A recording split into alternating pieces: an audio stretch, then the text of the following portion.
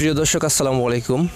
আমি আজকে এমন একটি মানুষকে খুঁজে পেয়েছি যিনি দেশ ও দেশের মানুষের জন্য সেই অল্প বয়সেই মুক্তিযোদ্ধাদের সাথে যোগ দেয়। চাচা, আমার প্রথম প্রশ্ন হচ্ছে, আপনি কেন কি ভেবে সেই সময় মুক্তিযুদ্ধের সঙ্গে যোগ দিয়েছিলেন?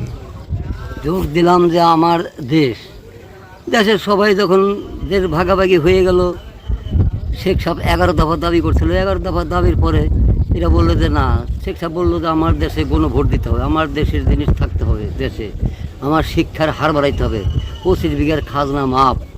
এরা চলে গেল, যাওয়ার পরেই গুলি চললো। প্লেন ওঠার পরে ঢাকা শহর রক্ত রঞ্জিত। আমরা চর এলাকার মানুষ এখানে থাকি, সংবাদ পাই আর কি, যেমন ঢাকা শহর রক্ততে রঞ্জিত হয়ে গেছে। আর ওদের গুলি তখন এইভাবে তো মরা ধরলো, মানুষ গুলি চালান ধরলো। মূলত এই কারণে আপনি এই কথা শুনেই আর কি আপনার ভিতরে একটু আলোড়িত হয়। হ্যাঁ, আলোকিত হয়ে গেল। তখন আমি বললাম যে আমার মতো মানুষ আর বেঁচে থেকে গেব। তখন ধাপে পরে সব চলে গেল মুক্তিতে, ভারত থেকে ট্রেনিং দিয়ে যখন এরা নেমে আসলো, তখন আমরা যাবো ট্রেনিং প্রাপ্ত হইতে। এরা এসে বললো, তখন ভাদ্র মাস, তখন এরা বললো যে তোমাদের যাওয়ার দরকার নেই, আমাদের নৌকা ছিল, বললো আমাদের পার করতে হবে, আমরা যে মুক্তি তোমরাও সেই মুক্তি। চারটে কমান্ডার আমাকে শিলসাক্ষর মাইরা চেয়ারম্যান, ইউনিয়ন পরিষদের চেয়ারম্যান, ভোটের কেরানি, শিলসাক্ষর মাইরা একটা কার্ড দিল। খালেক কমান্ডার, ওনার বাবার নাম কুশাব আলী, শাহের বেটা সামাদ কমান্ডার উনি ছিল, নুরু মেম্বার, বাপের নাম গোপাল মণ্ডল ওনার ছিল, আর সোনাইকোটির ছিল এক কমান্ডার। এই 4 কমান্ডারে দিল যে আমরা যে মুক্তি তুমিও সেই মুক্তি, তোমরা আমরা পার না করলে আমরা যাইতে পারবো না। তখন এই আমাদের নৌকা দিয়ে শিলচক্কর মারিয়া দিল চেয়ারম্যানের সাথে। তখন ওই কাঠটা হাতে নিয়ে পার করার ধরনের দেখে রায়টা নিয়ে যেতাম।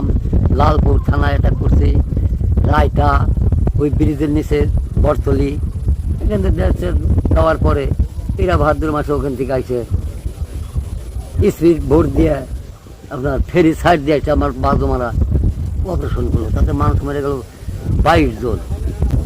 22 জন মানুষ গুলি টুলি করে মেরে টের থেকে বাড়িঘর পুরাই দিয়ে গেল।